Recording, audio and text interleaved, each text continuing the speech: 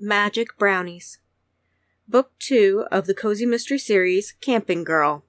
Written by Josephine Beintema. Narrated by Josephine Beintema. Chapter 7. A Murder. "Bart Baker was found dead at the Tasty Treats Bakery," Thelma dramatically announced. She ignored our shocked silence and continued. "Mayor Wickham and the food celebrity, whatever her name is, went into the bakery after their tour of the farmer's market. The front of the shop was deserted, so they went to the back and found Bart dead on the floor." "Her name is Fergie, from Fergie's Fiery Kitchen?" I corrected faintly. "Maybe he had a heart attack," remarked Molly. All of us looked at her and she shrugged a little. "What? He's not exactly a small guy, and he has serious anger issues. All that's got to put stress on the ticker." "That's not all," Thelma leaned in and whispered. "I have it from Mitzi Bitsby. Bart had a brownie in his hand. It had one bite out of it. She thinks Bart was poisoned." "Just how would Mitzi Bitsby know?" scoffed Ava. "She saw all the commotion from the odds and ends shop. Mitzi said the city folk had a big to-do. I guess they were pretty startled to find Bart dead at the bakery. The police confiscated some of their film. The cameraman didn't like that," answered Thelma. "Mitzi went to the bakery to investigate for herself and saw everything." "Mitzi is one of the biggest gossips there is," noted Ava with disdain. "I wouldn't necessarily believe her." "Did Bart take a package of our brownies?" frowned Molly as she tried to remember. I groaned. "He did. He swiped a package off the table while arguing with us, and never paid for it. You don't think he was allergic to the secret ingredient?" "You need to stop harping on about it," commented a slightly defensive Molly. "I've never heard of anyone being allergic to a little sweet MJ." "Did you just say what I think you did?" questioned Ava in alarm. "You made your grandmother's brownies," smiled Thelma in satisfaction. "Did you save me any?" "No," I said firmly. "There are no more brownies. There will be no more magic brownies. I am running a baking business, not an edibles business." "Oh." Thelma's face fell in disappointment. "There are a lot of folk around here, especially at the campground, who would pay a premium for proper baked goods with a little kick to them, if you know what I mean." "We could make a lot of money," suggested Molly with a sideways look at me, measuring my reaction. "We could go to jail," I reiterated. "Someone is dead with one of our brownies in his hand." "Again, I wouldn't believe Mitzi. She's known to make stuff up," inserted Ava. "It's highly unlikely what she said is true." I felt a little better after Ava's assurances. Hopefully, Mitzi was exaggerating. If it was true, Bart had died at his own bakery, which would have all sorts of treats in it. It didn't necessarily mean he had been eating my brownies when he died. I dragged my attention back to the conversation. "What a way to go," a dreamy Thelma smiled, "dying with a bit of heaven in your hand." "I've never understood why anyone would want to get high," mused Ava. "I mean, you could totally lose control over whatever you do." "I don't think the plain Jane sponge cake and I can be friends," muttered Molly to me as she eyed Ava with distrust. I elbowed Molly, reminding her to be polite. "Did you ladies hear what happened?" Tawny Tilbury rushed up to meet us, huffing with exertion. "Bart Baker, dead Baker," answered Molly, raising an arched eyebrow. "Oh," a deflated Tawny said. "It's very exciting," replied Thelma as she patted Tawny on the shoulder. "Most exciting thing to happen in town since Ethel was found in the lake." "Well, I was listening to the police scanner when I heard," spoke Tawny, regaining some of her enthusiasm. "They think it might be poison. The forensics team was called in." "Then it was an allergic reaction?" I questioned. "No, not at all," confirmed Tawny. "It was poison. They're taking samples from everything in the shop. It's going to take them hours, since the business is a bakery just full of all sorts of ingredients." "Well, that's a relief," said Molly. "At least we'll know it wasn't the brownie then." "The brownie?" wondered Tawny. "Mitzi Bitsby said Bart was found with a partly eaten brownie in his hand," mentioned Thelma smartly, proud to be in possession of this little fact. I really wish Thelma would stop talking about the brownies. "Was it the brownie that killed him?" asked Tawny with morbid curiosity. "No!" both Molly and I said in unison. Is there anything I should know about in these? Ava held up her half-eaten tart in suspicion. They're fine, I assured her. It was only the brownies. So, are we going to investigate? Inquired Thelma, eyes sparkling. Why would you investigate? A confused Ava asked. Ivy's a great investigator, vouched Tawny. She found my Winifred in only one day. Winnie is my prized purebred Persian cat. With Winnie's help, Ivy solved Ethel's murder. No, I shook my head. There is no need for us to investigate anything. The police have it under control. The same police who are higher than kites right now? Murmured Molly beside me. I gave her a dark look, then reassured everyone. I'm sure Oaks Crossing's finest can handle it. A disappointed Tawny nodded. Where did you get a police scanner? Wondered Thelma. Oh, tittered Tawny. The scanner is an app on my phone. My granddaughter got it for me, and it is the most entertaining thing. Just this afternoon, half the police force had to return to the department because of a gas leak. A gas leak? I repeated uncertainly. Well, must have been, shrugged Tawny. There was quite the commotion about it. The scanner said something about being high, so I thought they might have breathed in some sort of fumes. The firefighters were involved, too. Molly burst out laughing as I looked at Tawny with a bit of horror. Ava choked on her tart. Thelma wrapped an arm around Tawny's shoulders, walking away with her. Why don't you show me about this app of yours? Is everyone in this town so innocent and naive? Wondered mirthful Molly, wiping her eyes. Not really, I sighed, remembering my experience with some of the other members of the town. I think I should get going, decided Ava. It was nice talking to you both. We said our farewells and loaded up the bug, which was a lot easier than unloading it this morning. Barely any of our baked goods were left. Molly and I returned to the campground to find the boardwalk around the office was completely finished. Too bad, pouted Molly. Matthew was such a good-looking piece of caramel cream pie. Maybe if you become friends with his grandma, she will mention you to him, I teased. Maybe I'll just call him since he gave me his phone number, a smug Molly replied. Deciding to clean out Ethel's trailer so Molly could finally have a place of her own, we grabbed some cleaners and attacked the small space. It was dark when we finally emerged, dirty but victorious in our cleaning spree. I was overtired from barely sleeping the night before. Nearly sleepwalking, I picked up cupcake and cookie from Herb, giving him a couple of packages of baking in return for the dog-sitting services he had provided today. They were good little rascals, Herb told me, giving the Boston Terriers a last pat each. That is nice to know, I murmured, petting the pair as they snuffled my dirty clothes. Did you hear what happened to Bart Baker? He asked as he handed over the leashes. Dead, I replied, yawning. I was nearly dead on my feet. Some people think it was the landlord, Horace Retz, confided Herb. Retz owns a lot of businesses and property in the area. Why would the landlord want to kill his own tenant? I questioned doubtfully. Apparently Baker was so behind on the rent, Retz was going to take him to court over the whole thing. They had a big argument right on the street just a couple of days ago, replied a sage Herb. People thought it might come to blows. Retz knows the Tasty Treats Bakery is prime property, and he can get another high-paying tenant pretty quickly. The problem is evicting Baker, which isn't easy. The legal costs would be mounting up, while the opportunity to earn rent money is slipping away. Yet, to kill a man over it? I wondered. People have killed over less, replied Herb. He yawned as well. Well, it's past my bedtime. Have a good night, Ivy. Walking back to my trailer with the doggies, I reflected that Bart Baker wasn't a well-liked man. No doubt, there were multiple people glad he was gone. The police were certainly going to have their hands full investigating, and I did not envy them. In fact, I resolved not to worry about the matter whatsoever. At the trailer, I gave Cupcake and Cookie a quick bedtime snack.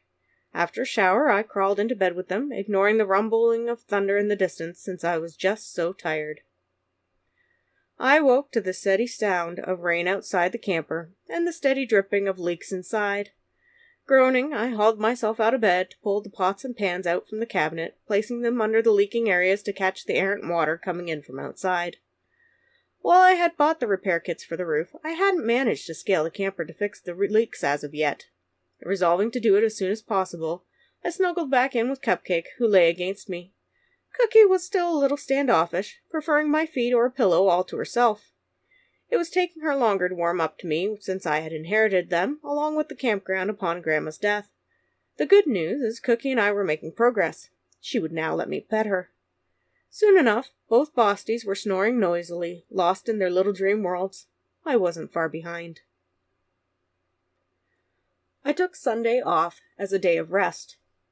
After a quick walk in the pre-dawn morning for Cupcake and Cookie to do their business, all three of us elected to sleep in until noon. Then I made a satisfying brunch of eggs, toast, and bacon for all three of us, since I had decided the Bosties had earned a treat for being so quiet. The afternoon we spent lounging on a towel at the beach.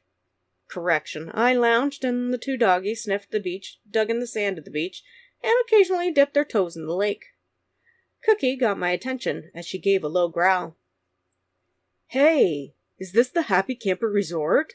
A guy's voice cut through my suntanning. "Yes." I raised my head and shaded my eyes. I shushed the dogs before they could start an onslaught of barking at the stranger. "Cool." Painstakingly pale, with sandy hair, he had a seat on the sand beside me. "We didn't know. Roger got lost trying to get here, and it took us forever to find the place. No one was at the office to check us in, so we just found a lot and put up the tents. I hope it is okay." "It is more than okay," I agreed, a little concerned. "What time did you get here?" "Oh, about 10 last night," nodded the guy, looking over the lake. "Wow, this is a prime spot. I'm surprised it was so cheap and everything was open." "We are a little run down and working on improvements," I mentioned dryly. "For instance, the clubhouse and pool are currently closed." "Who needs a pool with a lake like this?" He gestured to the water. I sat up, looking at all my hours of manual labor, pulling out grass and reeds to make the lake accessible from the beach again. I had done a good job, I congratulated myself. "I'm Ivy. I own the campground." He shook my hand with a grin. "Topher." "I guess I should get you all checked in," I decided. Better to have them sign the waiver sooner rather than later. Plus, I hoped they would pay up right away for the lot that they had rented. "Sure thing," agreed Topher, quickly standing as I did. I threw my towel over my shoulder and put on my flip-flops. Together we walked to the office. "How are you enjoying it so far?" "The place is great," responded Topher easily. "We went kayaking this morning and plan on a hike this afternoon. Someone said the Oaks Crossing Forest Reserve has great trails. I heard there might be a waterfall." "If you find it, let me know," I told him. It was the first I had heard of such a feature, but I wasn't exactly a hiking enthusiast. At the office, we found Conrad doing the crossword puzzle. "Hi, Conrad," I greeted the retired coroner as I dug out the appropriate paperwork for Topher to sign. "Hey, Ivy," grunted Conrad. "You're the baker. What's another word for cream puff?" "Profiterole or croquembouche," I said absently, laying the forms on the counter and scrounging up a pen. "Here are the liability waivers and the rules of the campground. We have a lot of senior citizens here, so if you could keep the noise level down after 10 at night, it would be much appreciated." "I'm sure we can manage it," agreed Topher good-naturedly. He signed the forms with a flourish, then pulled out his wallet. Happily, I took the cash for his stay, putting it in the lockbox. "Bart Baker died," mentioned Conrad. I sighed. "I heard." "Who is Bart Baker?" wondered Topher. "He owned the Tasty Treats bakery in town," I supplied. "He was a mean one," snorted Conrad. "Word has it, Baker was blackmailing the chef at the White Oaks Golf Club." "What? Why?" I frowned. The citizens of the campground were starting to wear off on me with their gossipy tendencies. "Forget it. I don't need to know." "I want to know." Topher leaned on the counter, all ears. "I guess the chef from the White Oaks was stealing recipes and calling them his own creations. He doesn't have a creative bone in his body," grumbled Conrad. "He's trying to publish a cookbook, and Bart found out some of the recipes were his. Mabel's niece Wanda works at the White Oaks and said she overheard a full-on argument between the two about the whole thing. I guess the chef told Bart he would regret messing with him." "Wow," blinked Topher. "That's crazy." "It is none of our business," I said firmly. "I hope you enjoy your stay, Topher." Pulling Cookie and Cupcake along, I departed from the office to take a relaxing walk. I didn't want to think about murder and motives right now. I was just hoping to have a nice day before I scaled the camper to see if I could fix the leaks in the roof tomorrow. Hopefully, I wouldn't fall off the thing. I wasn't particularly confident in my patching abilities, as I had never done anything remotely like it before. Yet I couldn't afford to have someone else do it, not when so many things at the Happy Camper Resort needed the money more. I waved to Bea, and at her insistence, had a seat in her little lot under her awning. She grabbed another glass and poured me an iced tea. "Crazy things happening in this town," remarked Bea as she had a seat again. She set aside her latest crime novel mystery, The Tragic Train Ride. "Do we have to talk about Bart Baker?" I asked. Bea blinked. "I would have thought you would like to talk about his murder. You helped to solve Ethel's murder." "Only because I was a suspect," I reminded her. "It's going to be the only thing people talk about for the next while," advised Bea. "At least until they make an arrest." I had nightmares last night. In my dreams, the police had come for Molly, all because she had baked those magic brownies. Hopefully, the police can make an arrest soon. There have been all sorts of rumors floating around. "I hear his brother Tristan might be behind it," shrugged Bea as she sipped her tea. "However, the evidence seems flimsy at best. Just because they have never liked each other, and now Bart got the lead role in the yearly Oaks Crossing Theatrics production, doesn't mean Tristan up and killed his brother." "Bart acted?" I asked in surprise. "Every year he was in the production in some sort of role," explained Bea. "Tristan is the real theater buff, though. He loves the stage and has even been on Broadway. The show was a failure, and he came home, but he made it that far. Bart never let him forget he had messed up his big chance to become famous." "Nice brother," I remarked with a bit of sarcasm. "Bart has always been a bully," admitted Bea. "I think this murder is going to be difficult to solve. There are so many suspects." "Like the landlord and the pastry chef from the White Oaks Golf Club?" I mentioned dryly. "I heard about the landlord, but the pastry chef?" questioned Bea. "Something about blackmail over the chef using Bart's recipes," I explained. "If you want the full scoop, talk to Conrad." "I just might," mused Bea. "Isn't it interesting one man can have so many enemies?" "He wasn't the most likable person," I replied. A police car came cruising up the lane. "I wonder what they want," said a curious Bea. The car stopped in front of us. I recognized the police officer as the boyish blonde who had been struggling with the beanbag toss game. "Ivy Thurman?" "Yes." I stood up, hushing Cookie and Cupcake. "I'm Ivy." "Ma'am, if you will come with me." He looked a little uncomfortable, but determined. "Where?" I asked. "What's going on?" "We would like you to answer some questions at the police station," he said. "I'll need you to get in the car." "Questions? About what?" I was confused. "About the death of Bart Baker," the officer told me. "Please cooperate and get in the car." I handed the leashes of my doggies to Bea, who took it with a trembling hand. "Don't worry, Ivy," Bea assured me. "I'll get you a good lawyer. Jepson Gray might be retired, but he's still got spunk." I didn't have much faith in that. "Am I under arrest?" "No, ma'am," he repeated. "We just need you to answer some questions." "Okay," I nodded nervously. "Bea, I might need a ride later." I gave Cookie and Cupcake a pat before walking to the police car. The officer opened the back door for me, and I slid in. He got inside and turned to look at me. "Where is Molly Pembroke?" he asked. "She is at lot 21, I replied, now feeling very worried. "Why?" Instead of talking to me, he toured the campground looking for the correct lot. Once he had found it, he went to the front of Ethel's trailer, knocking on the door. Molly answered. I could see, but couldn't hear, a short conversation between the cop and Molly. Then an alarmed Molly saw me in the back of the police car. After another discussion between the officer and my friend, Molly joined me in the back seat. "Officer straight-up vanilla ice cream without any trimmings or cone won't tell me anything," Molly whispered as she grabbed my hand in hers. "Do you know what this is about?"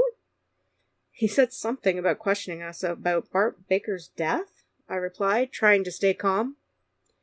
"I'm not saying I'm sorry the guy is gone, but what do we have to do with Bart's death?" wondered Molly. I hushed her, hoping the police officer hadn't heard what Molly had said. Maybe we should wait until we get to the police station to find out exactly what is going on. It didn't take long to reach the Oaks Crossing Police Department. The officer escorted us inside, where we were greeted by the chief of police. "You two just can't seem to stay out of trouble." He stared down at us, folding his arms across his large chest. I swallowed hard.